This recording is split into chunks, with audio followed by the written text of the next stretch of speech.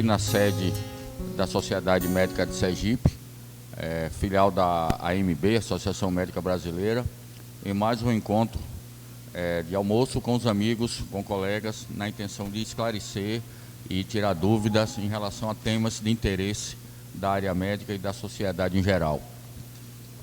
Antes de apresentar o nosso palestrante, nós gostaríamos de dar aqui alguns avisos, né? Semana passada foi uma semana muito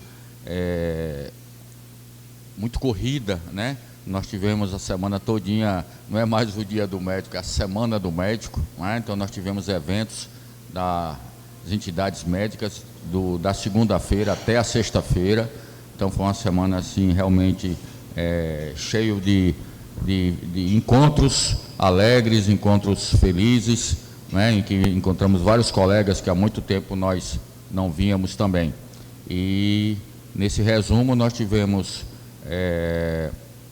na segunda-feira a Sociedade Médica foi convidada para uma entrevista na Rádio Transamérica e TV Atalaia, Grupo de Comunicação Atalaia, no qual o seu presidente esteve lá sendo entrevistado durante meia hora, né, sobre o Dia do Médico, as comemorações do Dia do Médico, assim como também da posse da nova diretoria desta casa, né?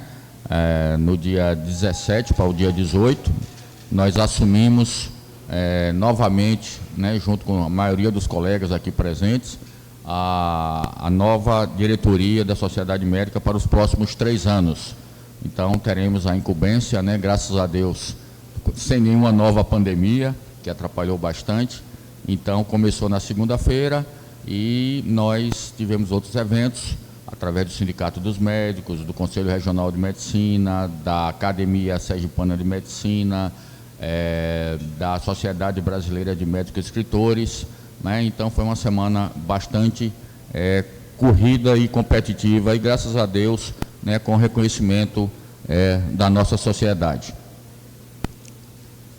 Estamos no mês de outubro, né, que é chamado mês do Outubro Rosa, e nós tivemos aqui na semana passada a presença do professor Dr. Virgílio Fernandes de Araújo, né, professor titular da nossa UFS, Universidade Federal de Sergipe, aqui em Aracaju, em que ele esteve aqui conosco juntamente com um time de guerreiras, né, ao nosso lado, que são as pessoas que trabalham na Legião Feminina de Educação e Combate ao Câncer, né? É uma instituição filantrópica, uma missão de utilidade pública, né, sem fins lucrativos nenhum, e essas senhoras que comandam essa legião, né, fazem um trabalho muito bonito, que foi exposto aqui durante esses dias, né, com o atendimento de vários voluntários, né, na área médica, na área de enfermagem, na área de psicologia, de nutrição, de biomedicina, de farmácia. Então foi uma palestra muito bonita e em que nós vimos, né, o trabalho delas com muito carinho, com muito coração e muita força de vontade, que não é fácil fazer um trabalho desse hoje em dia. Mas terminando o Outubro Rosa, né, nós também iremos já começar agora o Novembro Azul, né? Como novembro tem 2 feriados que caem justamente, né, nos dias do nosso almoço aqui, das nossas palestras, nós resolvemos, né, botar na última semana de outubro para já entrar novembro com a conscientização maior em relação, né, à prevenção do câncer de próstata e também novas informações que o nosso palestrante poderá trazer nesse momento. Eu gostaria de lembrar aqui também que nós recebemos, né, a presidência da SOMESE, né, em nome da SOMESE e todos os colegas associados, o livro do professor Dr. Henrique Batista e Silva, ele que fez uma descrição muito grande do nosso colega, o Dr. Parreiras Hortas. Então ele fez vida e obra do pioneiro da medicina científica em Sergipe. Esse livro levou 3 anos para ser confeccionado, pesquisas muito difíceis, porque, né, a memória antiga não é fácil de se guardar, e ele está tão bom o livro que o próprio Conselho Federal de Medicina resolveu patrocinar o livro e editar o livro. O Dr. Henrique Batista, com seu currículo amplo, né, ele foi médico aposentado, professor aposentado da Universidade Federal de Sergipe, né, professor de alguns colegas aqui presentes, e ele foi secretário-geral do Conselho Federal de Medicina, presidente do nosso Conselho Regional de Medicina, presidente desta casa, a Sociedade Médica de Sergipe, diretor do Hospital Universitário e vários outros títulos, professor de História da Medicina também, professor de Cardiologia.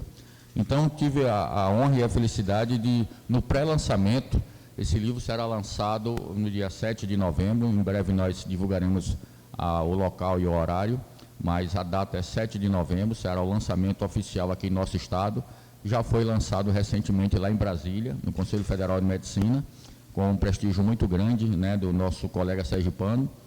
E então esse livro foi oferecido aqui à Sociedade Médica e vai ficar na nossa biblioteca. Recebemos também há pouco tempo também outra obra, né, de um nosso colega, professor também aposentado da Universidade Federal de Sergipe, o Dr. Simval Andrade dos Santos, um médico anestesista renomado aqui e também acupunturista, né? Já é alguns livros que ele tem escrito em relação à acupuntura, e esse chama-se Eletroacupuntura, estimulação elétrica com microcorrente e frequência específica. Também foi dedicado aqui à Sociedade Médica de Sergipe e ficará dentro da biblioteca da nossa entidade. Também nessa Semana do Médico, né, nós tivemos, através da Sobrames, Sociedade Brasileira de Médicos e Escritores, o nosso presidente, o Dr. Lúcio Antônio Prado Dias, que também já foi presidente desta casa, hoje é o presidente da Sobrames, juntamente com dezenas de colegas, né, fizeram uma mais nova antologia chamada de Resiliência, foi lançada também na Semana do Médico, na semana passada, e nós também recebemos aqui um volume para a nossa biblioteca. Bom, então agora nós vamos falar um pouquinho do nosso palestrante, mas antes eu tenho aqui um recado muito bonito de um ex-aluno dele e colega nosso atualmente aqui da diretoria. O doutor Sidney Leão, estou procurando aqui, mas rapidinho aqui eu estou achando aqui, são mais diretoria. Já está aqui, já consegui. Um grande urologista e professor. Tive o privilégio de acompanhar o professor Fábio Quintiliano quando ainda era de graduação na gloriosa Universidade Federal de Sergipe, em algumas atividades vinculadas à hoje extinta LIURO, Liga de Urologia de Sergipe, no já longínquo ano de 2012, cujos dois fundadores contemporâneos meus de faculdade, Dr. Diego Marques e Dr. Bruno Garcia Dias, filho do Dr. Lúcio Prado Dias, hoje também são urologistas de destaque em nosso estado. Infelizmente não poderei estar presente no almoço desta manhã, devido aos meus compromissos profissionais habituais aqui em Paulo Afonso. O mesmo é professor da Univasf, lá em Paulo Afonso. Mas solicito ao meu amigo presidente professor Esmone e demais membros vinculados à diretoria, que transmito o nosso carinhoso abraço ao professor Fábio pelo grande trabalho que ele vem fazendo na urologia sergipana.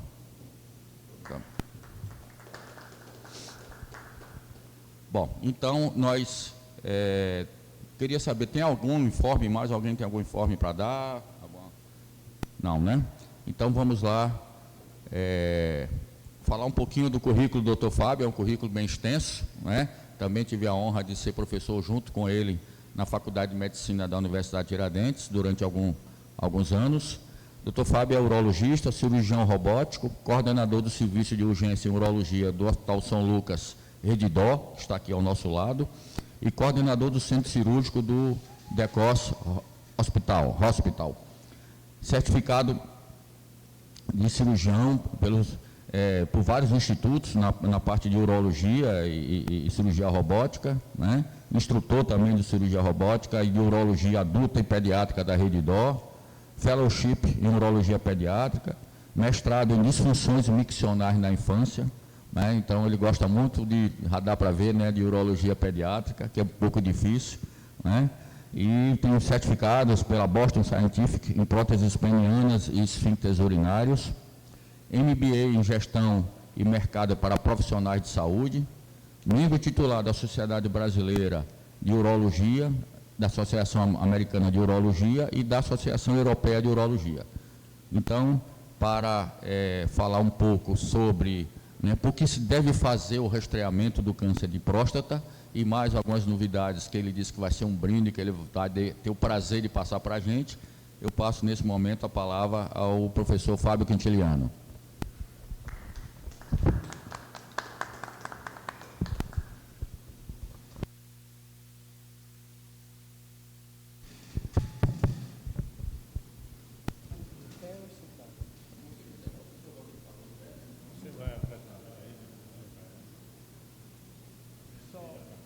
Para passar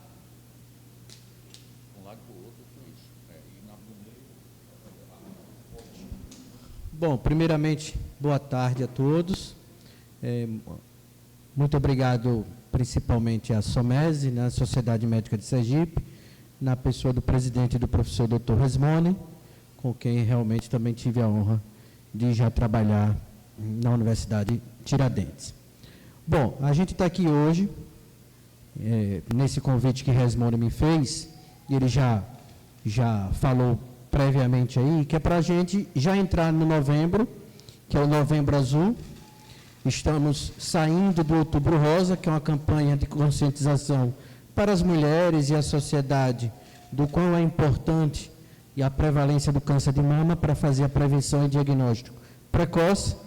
E, na sequência, vem o Novembro Azul, que também, nos dias atuais, é uma campanha não somente para o câncer de próstata, também para o câncer de próstata na prevenção, diagnóstico precoce e para as outras saúdes, para a saúde sexual, urológica do homem como um todo, porque hoje a gente sabe que ainda de 12 mulheres que vão ao ginecologista, a proporção é que apenas 2 homens procuram assistência com o seu urologista de confiança, ou seja, é uma proporção de 6 para 1, e as mulheres ainda, na nossa sociedade, culturalmente, têm uma atenção maior à sua saúde, até por a questão dos nossos primórdios do homem, ficar responsável ainda pela parte financeira da casa, e ele até postergar e desprezar um pouco a sua saúde.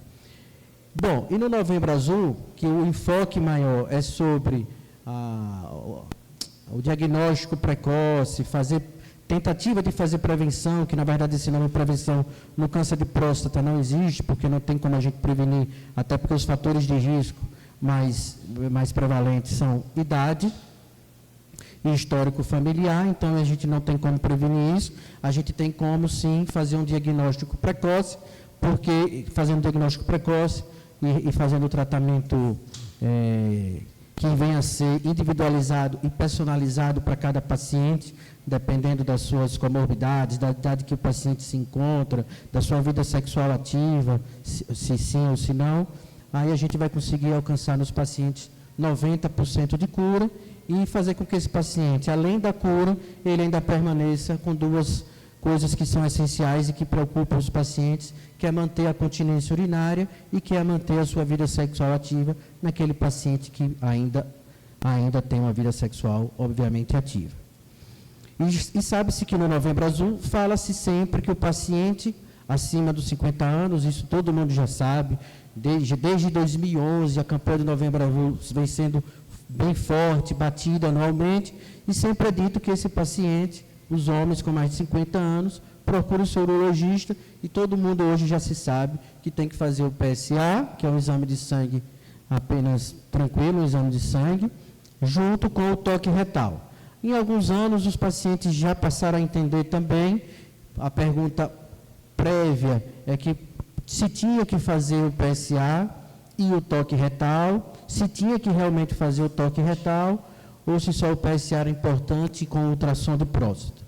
Bom, que fique claro aqui para os nossos ouvintes, também lá do Facebook, é que o paciente, o ultrassom de próstata, ele não serve para dar diagnóstico em câncer de próstata. O ultrassom de próstata só serve apenas para mensurar o tamanho da próstata para aqueles pacientes que têm HPB, que é a hiperplasia prostática benigna, E com esse tamanho de próstata, a gente no HPB, na próstata aumentada, a gente vai poder definir melhor o tratamento e não para diagnóstico, porque próstatas muito grandes, se o tratamento é medicamentoso, se a gente vai usar somente uma única substância, se a próstata é maior que 40 gramas, se a gente vai fazer uma terapia combinada de 2 substâncias, e naqueles pacientes que têm refratário ao tratamento medicamentoso, que vai evoluir para uma cirurgia, o tamanho da próstata também é importante para a gente definir se será uma cirurgia apenas endoscópica ou se será uma cirurgia aberta, e que atualmente a gente já não está mais nem fazendo aberta e utilizando o subsídio, o artifício da tecnologia, que é a robótica. Então, aqui vai a mensagem para os nossos espectadores, que o ultrassom não serve com esse intuito, e sim tem que sempre fazer PSA e toque retal.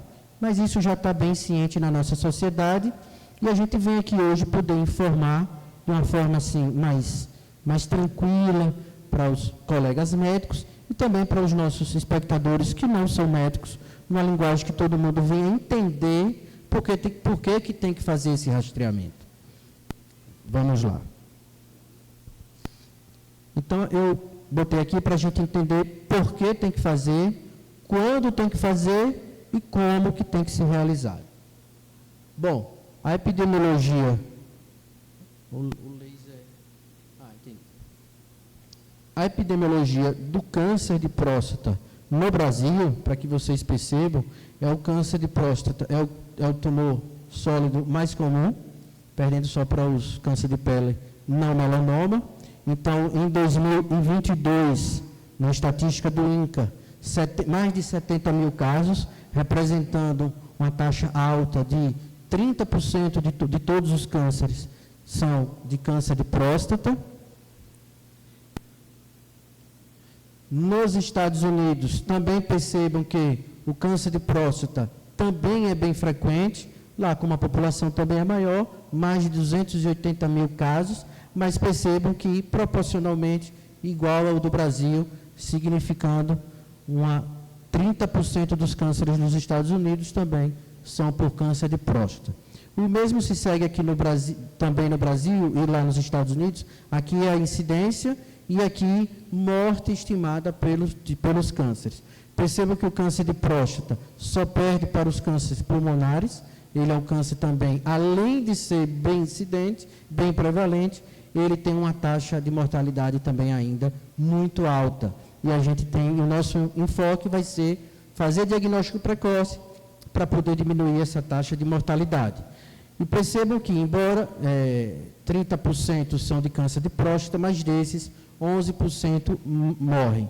Isso porque tem alguns cânceres de próstata que são indolentes, o paciente vai até conviver com o câncer de próstata, mas vai morrer por outra patologia e não por o câncer de próstata, mas também tem cânceres de próstata que são agressivos.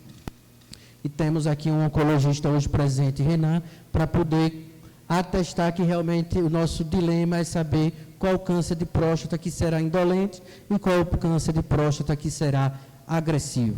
Mas o mais importante disso, a gente ainda na literatura não tem como discernir isso bem, e o mais importante vai ser dar o diagnóstico precoce para assim definir qual é o melhor tratamento a ser realizado. A título de curiosidade, percebam que na mulher, o câncer de mama, por isso que o Outubro Rosa também tem toda essa campanha de conscientização, é o câncer também mais incidente, só perdendo em mortalidade para o câncer de pulmão nesse momento. Nas autópsias, para que vocês entendam, e eu falei já aqui que o câncer de próstata, os fatores de risco são mais idade e histórico familiar, percebam que em qualquer faixa etária, o câncer de próstata tem uma taxa de mortalidade alta, e só lá na fase já adulta, e eu quero chamar a atenção aqui para os afrodescendentes, ele tem uma incidência maior, e quando a idade já é muito mais lá à frente, é que independe da raça, mas outro fator é a idade, histórico familiar e a etnia, que o afrodescendente tem uma prevalência também maior para ter o câncer de próstata. Bom, e se a gente veio aqui hoje para falar por que, quando e como realizar o rastreamento, primeiro temos que entender o que é rastreamento, O que é triagem? Nada mais é que um exame sistemático de homens ainda assintomáticos. E por que assintomáticos? Porque quando um paciente já chega no nosso consultório com sintomatologia, aquela sintomatologia é decorrente de um diagnóstico futuro que a gente venha a fazer de câncer de próstata, já é um paciente que está com um câncer mais avançado, com alta taxa de mortalidade como consequência. Então, a ideia é que a gente conscientize a população para fazer seus exames ainda numa fase assintomática, para que a gente consiga ter uma alta taxa de cura, em torno de 90%. Então, o rastreamento são nos homens assintomáticos para identificar indivíduos em risco de contrair uma doença específica, no caso aqui o câncer de próstata, que nós estamos falando. Geralmente iniciado pelas autoridades de saúde, e a SOMES, uma sociedade bem relevante na nossa sociedade, tem o seu papel para isso também. É um dos tópicos mais controversos na literatura urológica, e vocês vão ver por quê. E os objetivos, vocês já entenderam pela epidemiologia, que são reduzir a taxa de mortalidade por câncer de próstata e aumentar a expectativa de vida com qualidade de vida. Não adianta também aumentar a expectativa de vida. Hoje, na nossa sociedade, qualidade de vida é muito bem falado e a gente, logicamente, reconhece isso. E aí vocês conseguem entender aqui um pouco a taxa de mortalidade por câncer de próstata. Percebam que desde no início da década de 80, lá em mais ou menos 1982, quando surgiu o PSA, o antígeno específico da próstata, que esse nome hoje já é incorreto falar antígeno específico da próstata, porque ele não é específico para câncer de próstata, mas quando surgiu o PSA, que outrora nem se mensurava isso nos níveis séricos, a redução da taxa de mortalidade só com a mensuração do PSA foi em torno de 50% na taxa de mortalidade. Outra coisa que também vocês têm que entender é reduzir a mortalidade e reduzir também a incidência do câncer de próstata metastático com o PSA. Percebam que também lá final da década de 80, iniciando a década de 90, a taxa de câncer de próstata metastático reduziu também em torno de 50%. E percebam, só a título de curiosidade, como o screening, o rastreamento no câncer de mama, ainda hoje é a mamografia, veja que com a mamografia não conseguiu declinar a taxa de câncer de mama metastático com a mamografia. Ela se mantém constante e o pessoal da mastologia vem tentando definir um melhor exame que consiga reduzir a taxa de câncer de mama metastático. Mas isso ainda não aconteceu. Mas no câncer de próstata, desde 80, 90, reduziu em 50%, tanto taxa de mortalidade quanto taxa de câncer de próstata metastático, isso atestado numa revista bem reconhecida, já em 2015. E as controvérsias que foram levantadas? Benefícios de fazer esse rastreamento, que a gente conscientize a população e que homens com mais de 50 anos procurem o seu urologista para fazer o rastreamento com o PSA e o tão estigmatizado toque retal. A redução da taxa de mortalidade é um benefício, né, mortalidade específica para o câncer de próstata, e também um impacto mais favorável nas taxas de metástases, isso nós vimos nos trabalhos anteriores que mostramos. E agora, benefícios foram esses, mas vamos falar de desvantagens, os efeitos secundários desse rastreamento nos homens.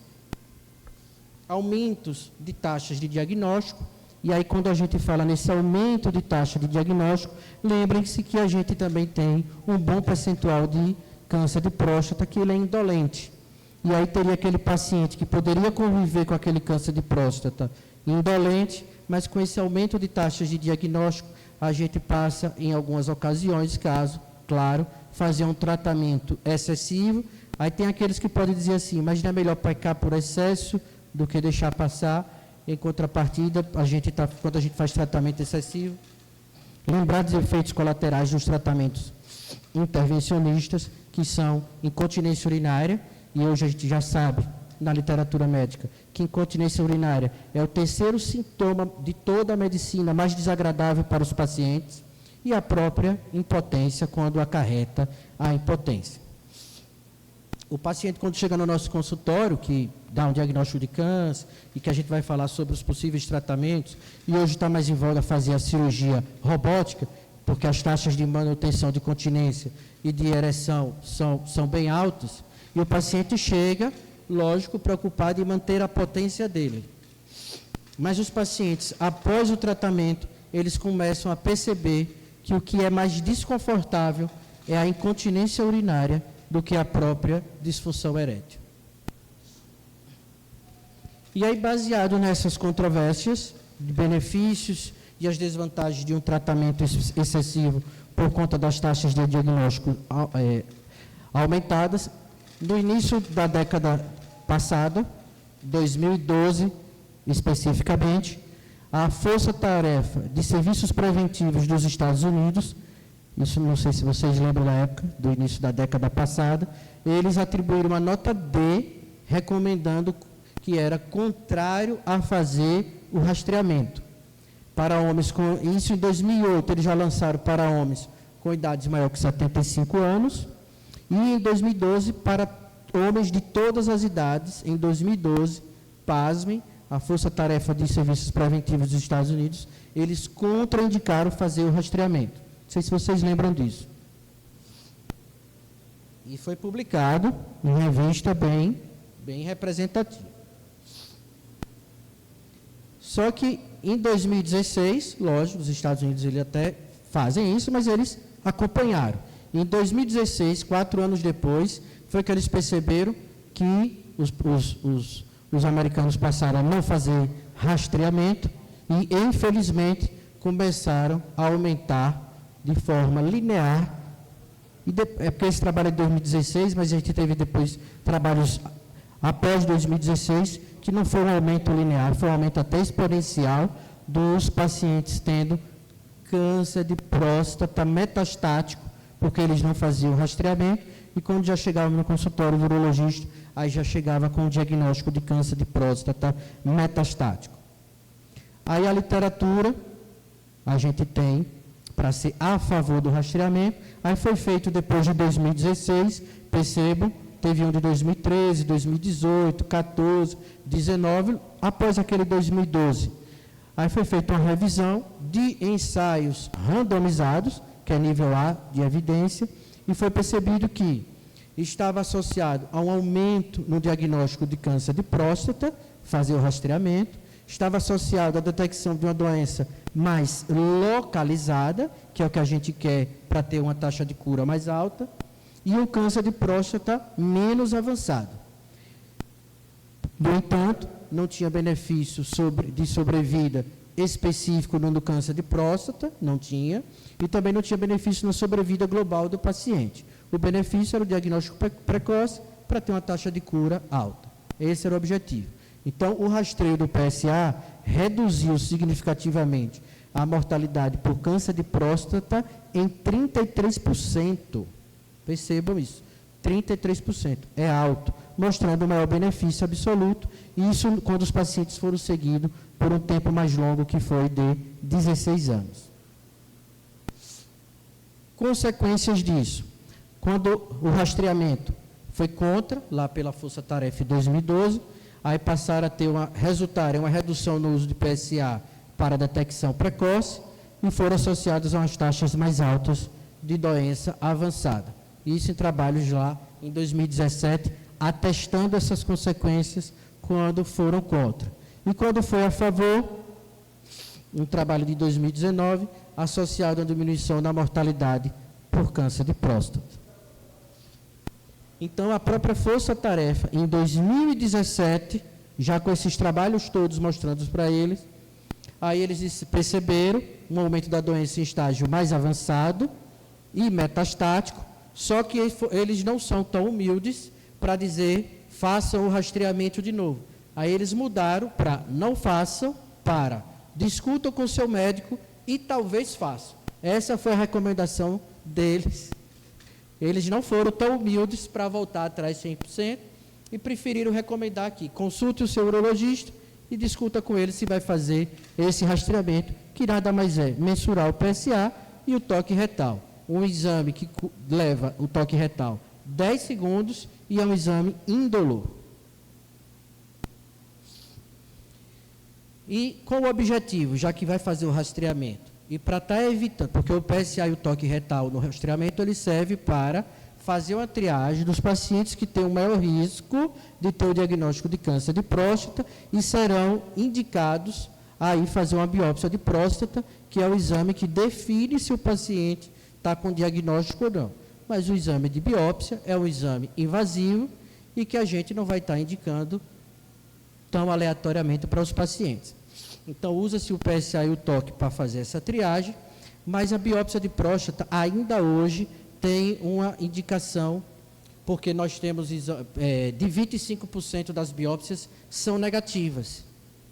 Aí vocês podem, os mais desavisados, dizer assim, que bom, temos 25% de biópsias que não deram câncer, mas nosso objetivo não é esse. Nosso objetivo, quando a gente indica a biópsia, é para, na verdade, definir a agressividade, a histologia, não é para fechar o diagnóstico, ok?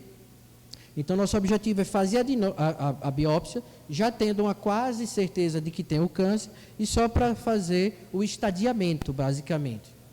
Só que o PSA, ele é muito pouco específico para o câncer de próstata. Um PSA elevado não necessariamente é câncer, pode ser prostatite, pode ser o HPB, que é a hiperplasia prostática benigna e aumentada. E o toque retal, ele é muito pouco sensível. Quando você toca e tem uma alteração, fala muito a favor de ter um câncer ali. Mas nem sempre vai ter um toque alterado e pode ser que o paciente tenha um câncer instalado, se é que eu me fiz claro para vocês. E aí a intenção foi refinar o PSA para que a gente tenha um número menor de biópsias negativas, de biópsias desnecessárias. E para fazer o refinamento do PSA veio densidade, velocidade, a relação do PSA livre sobre total. Então, nunca numa consulta de primeira se pede um PSA livre, é sempre o PSA total. Você só pede o PSA livre se você quiser fazer um refinamento. E hoje já existem testes oncogenéticos, que é o FI, o FOQ-score. Hoje já surgiu também a ressonância magnética multiparamétrica da próstata, que com algumas alterações na imagem e com a classificação, numa classificação chamada PIRADS, que vai de 1 a 5, e acima de 2, o 3, o 4, o 5, fala a favor do paciente ter uma probabilidade maior de ter câncer de próstata, e o próprio biomarcador urinário, que não é usado ainda na nossa prática médica no Brasil, que é o PCA3. E já existem também as calculadoras de probabilidade do paciente ter o câncer de próstata, que vai auxiliar no consultório para você poder indicar a biópsia e minimizar o número de biópsias desnecessárias. Estão entendendo? E aí, quando a gente tem uma densidade de PSA, que é o PSA, densidade de massa sobre volume, então é o PSA dividido pela mensuração do tamanho da próstata. Isso não é tão usado, os mais usados são velocidade de PSA, e a velocidade é o quanto que o PSA aumentou em um ano, a relação de livre sobre total, que é uma parte pelo todo, menor que 15%, indicado fazer biópsia, e como eu já falei, a ressonância multiparamétrica da próstata, acima de 2, ou seja, 3, 4, 5, também fala a favor de você fazer uma biópsia de próstata.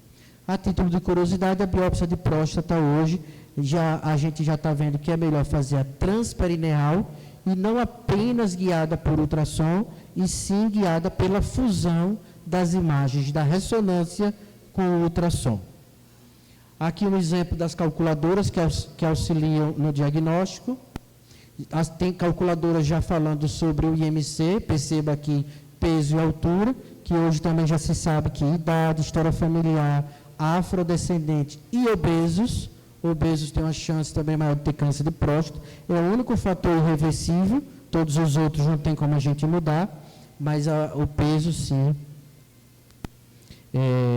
a gente consegue mudar e orientar o paciente. Então, qual é a recomendação da SBU, da Sociedade Brasileira de Urologia? É que todo homem com mais de 50 anos faça, sim, o rastreamento, e que homens com mais de 45 e que sejam afrodescendentes, ou que tenham história familiar, ou que sejam obesos, então 45 anos obeso, também já começa a fazer a partir dos 45 anos, o rastreamento com PSA e toque retal. Recomendação americana: a decisão do rastreio, segundo a força-tarefa, seja individualizada para homens com menos de 70, o americano, e aí eu concordo, para homens com mais de 75 anos, e que ele está assintomático, aquele paciente não precisa realmente fazer toque retal. Porque mesmo que ele venha ter um câncer de próstata, ele vai morrer de outra coisa, menos do câncer de próstata. Então, eu também tenho preconizado isso. Homens com mais de 75 anos, sem sintomas, eu não tenho feito toque retal, mas baseado na literatura, não é da minha cabeça. E aí ele leva em consideração, sendo individualizado, o paciente que seja de grupos de risco específicos, tipo afrodescendente, obeso, histórico familiar. Ele fala do intervalo de repetição de testes individualizado, é aquela história de fazer o PSA e toque anual, é bi, é tri. O americano tem feito muito PSA anual, que é só um teste sanguíneo, mas ele tem feito toque retal a cada 3 anos. A melhor indicação de biópsia usando as calculadoras, aquelas calculadoras que nós vimos de probabilidade do câncer de próstata, e usando a ressonância magnética multiparamétrica da próstata. Tem esse estudo aqui, o estudo Prostagram, que pacientes com PSA de 3 e uma ressonância tendo PIRADS 3 ou 4 ou 5, eles já estão pedindo para fazer a biópsia. Só que essa biópsia é uma biópsia direcionada. O que é uma biópsia direcionada? Aquela biópsia que na ressonância tem uma alteração lá de imagem e você vai para fazer o fragmento, a retirada daquele fragmento. E não é uma biópsia aleatória, como a gente ainda tem feito um pouco aqui no Brasil. A aplicação da vigilância ativa para aqueles pacientes com doença de baixo risco, pensando em ser um câncer de próstata indolente, e aí você faz a vigilância ativa. Vigilância ativa não é não fazer nada. Vigilância ativa é você não precisar, naquele momento, tipo um paciente com 50 anos, ele está com receio de perder a continência, de perder a ereção, e o câncer dele está ainda muito baixo risco, você pode fazer a vigilância ativa, porque você não faz um tratamento intervencionista, e você vai fazer PSA trimestral, toque retal semestral e ressonância multiparamétrica anual.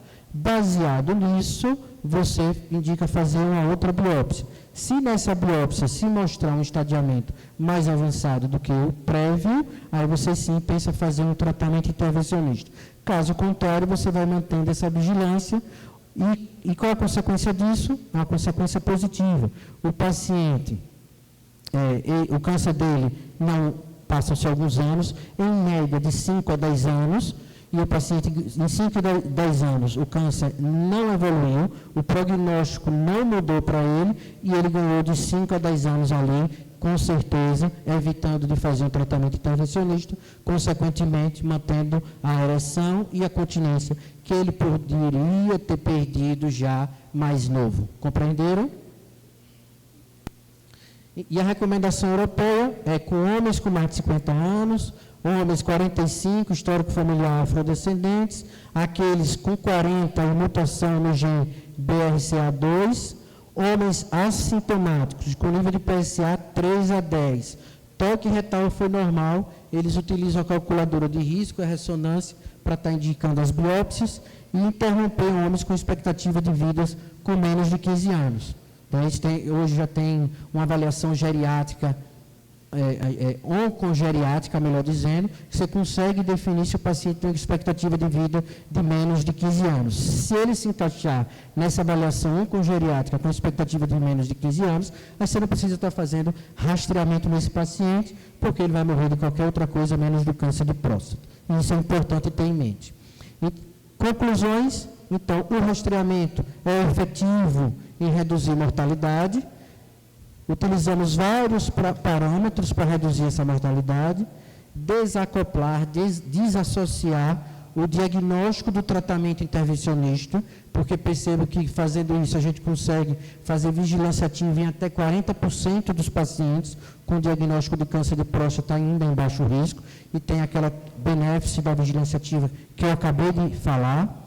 Customizar o tratamento para aqueles que mais se beneficiarão, e individualizar o tratamento e as visitas médicas. Aí a gente vai definir de forma personalizada para aquele paciente, para os anseios daquele paciente, baseado nas comorbidades, na idade, se será cirurgia, se será vigilância ativa, se será radioterapia, assim sucessivamente, não é o tema da nossa palestra aqui hoje. E os marcadores prognósticos e preditores irão auxiliar nesta mudança de panorama. Bom, esse é meu site, se quiserem tirar mais dúvidas é só entrar lá, e também no nosso Instagram, que a gente tem atualizado para os nossos espectadores. Espero ter ajudado um pouco no porquê, no quando e como fazer o rastreamento do câncer de próstata, porque no Novembro Azul a gente sempre fala muito em fazer PSA e toque retal, mas não elucida, principalmente para a população, porque isso é importante, e eu acho que eu consegui aqui falar um pouco o porquê dessa importância. Mais uma vez, obrigado à SOMESE, na pessoa do professor Dr. Resmani, estou sempre à disposição para quaisquer outros próximos convites.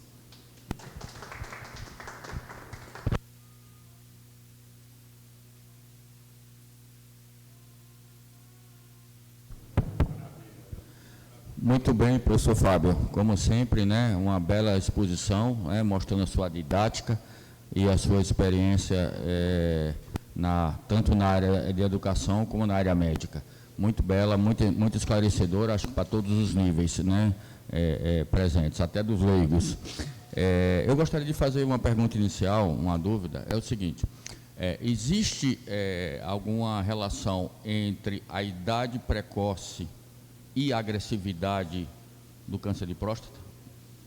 Entendeu? O paciente abaixo de 50 anos, vamos dizer 40, 39, 38, como eu já vi em alguns casos, né? E se nessa idade ele é mais agressivo ou não? Existe alguma relação? Responda, essa pergunta, ela acaba assim. Veja que eu falei ali, tem vários parâmetros para a gente até responder essa pergunta. E o câncer de próstata, quando diagnosticado, ele tende a ser mais agressivo no mais jovem, mas naquele mais jovem que o câncer de próstata é de caráter familiar. Qual é o câncer de próstata de caráter familiar? Diferente do hereditário. Hereditário, você teve um parente de primeiro grau na família e pode ter uma tendência de vir nos outros entes. Mas o de caráter familiar é aquele câncer que é diagnosticado em 2 ou mais membros da mesma família com menos de 55 anos de idade. Essa é a definição de caráter familiar, e sim, ele tende a ser mais agressivo aí. Como também ele tende a ser mais agressivo nos afrodescendentes, nos obesos, e uma outra informação interessante, nos hipogonádicos. Para os de casa, o hipogonádico é aquele paciente que tem deficiência de testosterona. Então, durante anos ficou-se pensando que a testosterona era o alimento para o câncer de próstata, o combustível, melhor dizendo, e hoje a gente já sabe que ele é o combustível para o câncer de próstata metastático. Mas para incidir a deficiência do câncer de próstata, a deficiência da testosterona é que causa uma certa agressividade ainda mais. Porque aí essa resposta a gente ainda não tem, apenas nós temos evidências disso, mas a resposta ainda é de causa desconhecida. Então, é sempre bom quando a gente diagnostica também o câncer de próstata, dosar a testosterona. Naqueles pacientes que são hipogonádicos, que é uma testosterona abaixo de 300, esse paciente tem que ficar mais de olho nele, porque ele tem uma tendência a ter um câncer de próstata mais agressivo do que indolente. Deu para entender? Ok. Ok. E nesses casos, só complementando, nesses casos, o tratamento difere? É um tratamento mais agressivo também, mais radical também, ou não?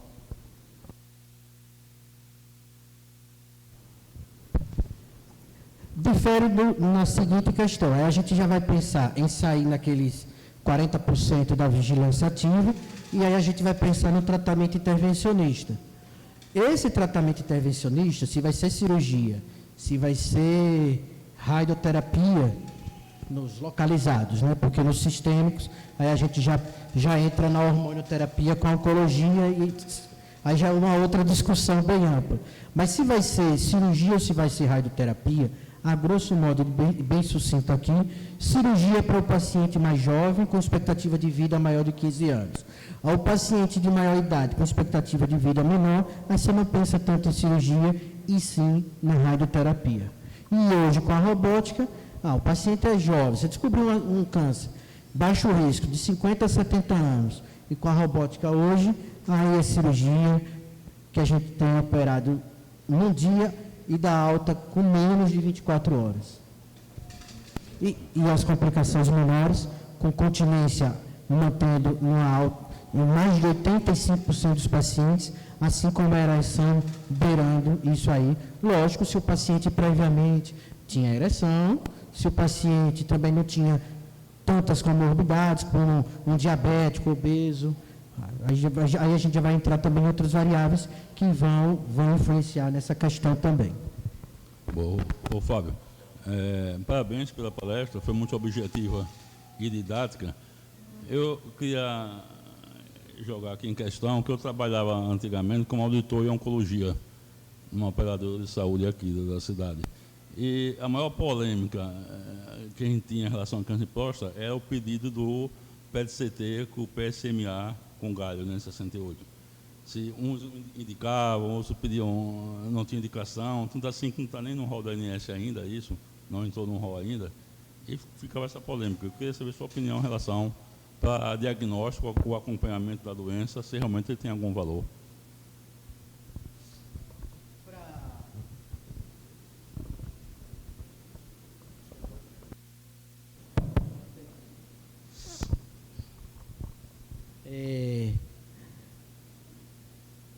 Atualmente já está no rol da ANS para acompanhamento, principalmente no paciente que fez a cirurgia e que depois da cirurgia a gente dosa o PSA para se esse PSA ficou indetectável, um PSA indetectável, é abaixo de 0,04. Se não ficou indetectável e vai fazendo o que a gente chama de recorrência bioquímica, e que recorrência bioquímica, aí está, era 0,2, já está baixando agora para 0,1, aí, após 0,1 é uma recorrência bioquímica, e a gente já vai começando a pedir o PET-PSMA. Mas, pelo rol da ANS e por trabalhos, quando ele está acima de 0,5, aí já é mandatório pedir o PET-PSMA. Se eu tiver errado, me retifique. E isso para acompanhamento. Para diagnóstico, entrou esse ano, né, esse ano passou a entrar no rol, e se pede, mas as operadoras ainda estão na briga, a operadora não quer liberar para diagnóstico, mas ele é muito importante no câncer de próstata, que a classificação é de alto risco. Ou seja, se o paciente tem um PSA já acima de 20, e na ressonância tem uma suspeita, um pH de 5, o Gleason é de 8, 9 ou 10, que a gente classifica como alto risco, aí nesse paciente fazer o PET é muito importante, porque se no PET vier alguma alteração, você também não indica cirurgia para esse paciente. Que num passado bem recente, menos de 5 anos, a gente operava porque não tinha esse exame. E com ele a gente consegue definir no alto risco se a cirurgia é pertinente ou não. Entendeu?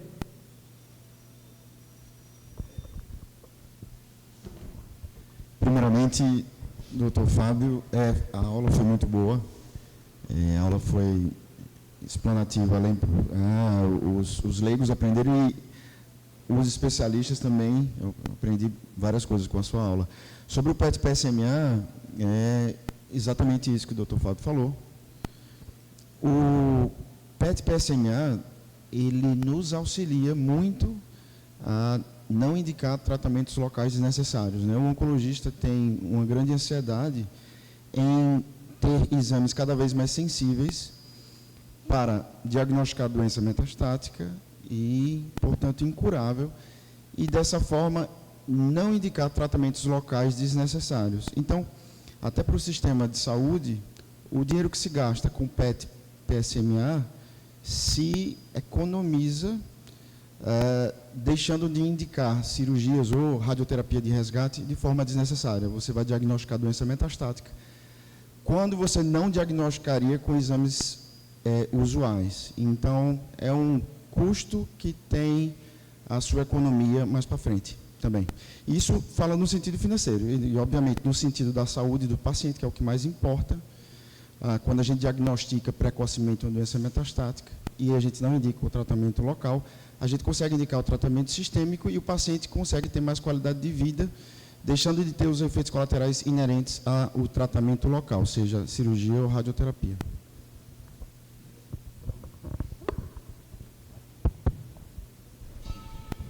Fábio, parabéns pela exposição clara. E eu só queria aproveitar uma coisa aí, uma dúvida.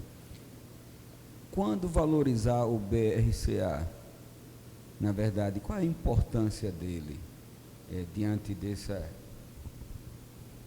Entendi. Essa pergunta é boa até para o pessoal de casa. Veja, os laboratórios costumam colocar um ponto de corte de 4. E esse ponto de corte, e alguns médicos até seguem esse valor de referência de laboratório, e isso já deveria ter até uma campanha de conscientização que esse 4 deveria ser exterminado. Na verdade, valorizar sempre o seguinte: primeiro, que o ideal é que tenha 2 amostras, uma só não serve para você estar definindo conduta, mas se com 2 amostras você tem um PSA de 10, independente de toque, de ressonância, de calculadoras, aí sim você já indica a biópsia. PSA abaixo de 1,4, embora não exclua câncer de próstata, porque você vai ter o toque para lá para falar, mas o PSA abaixo de 1,4 deixa o médico um pouco mais tranquilo. E temos uma zona de intervalo mais cinzenta, que é aquele PSA que eu vou dizer aqui para vocês, entre 2,5 e 10. Entre 2,5 e 10, aí entra naquele refinamento de PSA, que a gente vai usar o PSA livre sobre total, aí você calcula o livre e divide pelo total. Se for abaixo de 15%, aí você valoriza e vai indicar a biópsia. Ou se entre esse 2,5 e 10, no acompanhamento com o paciente, a velocidade foi maior que 0,4. Aí você também vai valorizar, e aquela coisa do valor de referência de 4, é uma casca de banana grande quando você tem um paciente com 50 anos, um não idoso, que ele tem no ano um PSA de 2,5 e no ano seguinte ele tem um PSA de 3,5. Está sempre abaixo de 4 e ele já teve uma velocidade de crescimento em um ano de 1 ponto. E nosso refinamento é acima de 0,4. E esse paciente tem uma indicação plena para fazer biópsia. Deu para entender os níveis que a gente vai meandrando para poder valorizar o PSA, e é mais ou menos essa a explicação.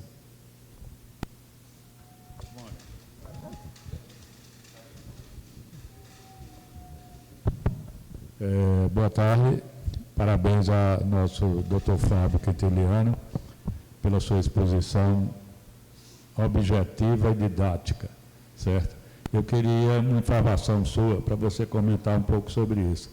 Antes do aparecimento do PET, a gente sabe que se buscava certo metástases através da cintilografia óssea. Ainda se usa hoje como acompanhamento, ou o PET por si só já resolve? Renan, ainda tem utilizado, até pela questão financeira, tem se utilizado a cintilografia óssea. Ela é bem específica, porque quando alterada a gente já sabe, mas ela não é bem sensível, né? Podemos ter pacientes metastáticos, que são as micrometástases, ou de linfonodo ou óssea, e a cintilografia não vai pegar. E aí, por questões financeiras, um país ainda que a gente fala que o Brasil está sempre em desenvolvimento, mas nunca se desenvolve, e a cintilografia ainda é utilizada. Mas Renan falou bem, a gente está evoluindo, se Deus quiser, para fazer o PET naqueles pacientes que a gente classifica, através do PSA e do glício, como alto risco, para fazer um PET que já vai dar uma informação melhor e desnecessariamente ficar fazendo aqueles exames de varejo e que no final termina saindo mais caro.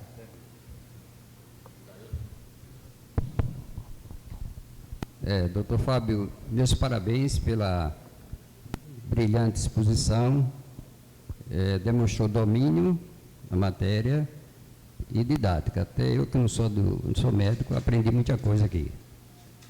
Há mais ou menos 6 anos, uma pessoa abriu o exame de ultrassonografia do abdômen total, um determinado sábado à noite, e tinha lá hiperplasia prostática benigna. Aí ele começou a se tremer, tomou logo, dobrou a dose de Rivotril e ligou para um médico que está aqui à noite, e o médico acalmou. De lá para cá, a vida dele mudou, tá? O médico convenceu, mas ele não ficou bem.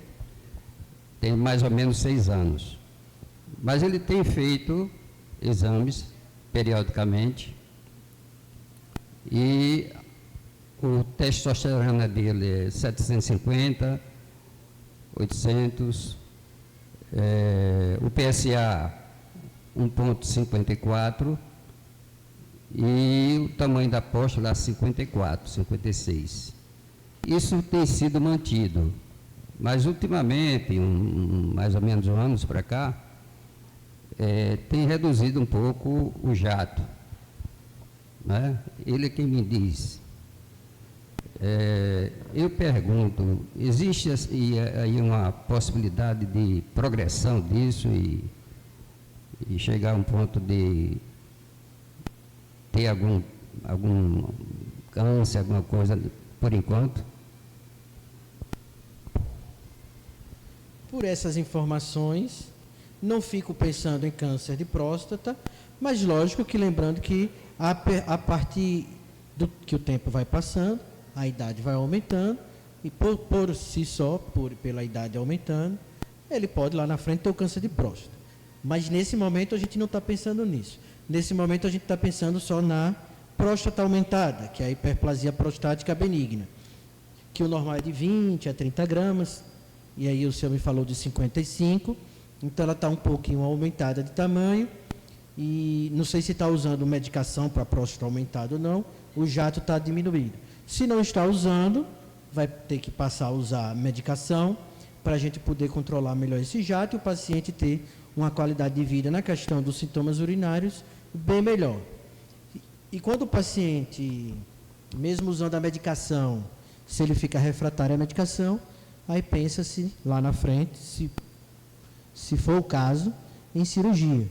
E que a cirurgia no paciente de 55 gramas, hoje já existe até cirurgia laser para próstata, para isso é bem tranquilo.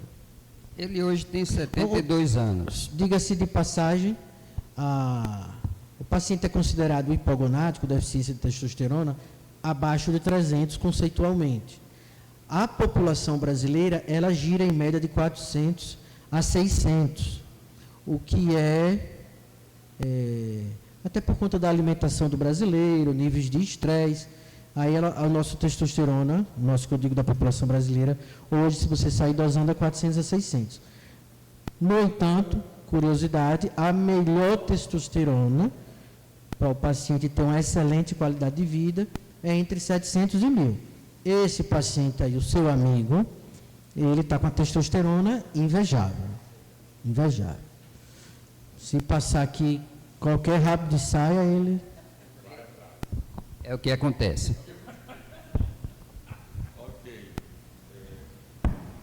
Alô? Sim.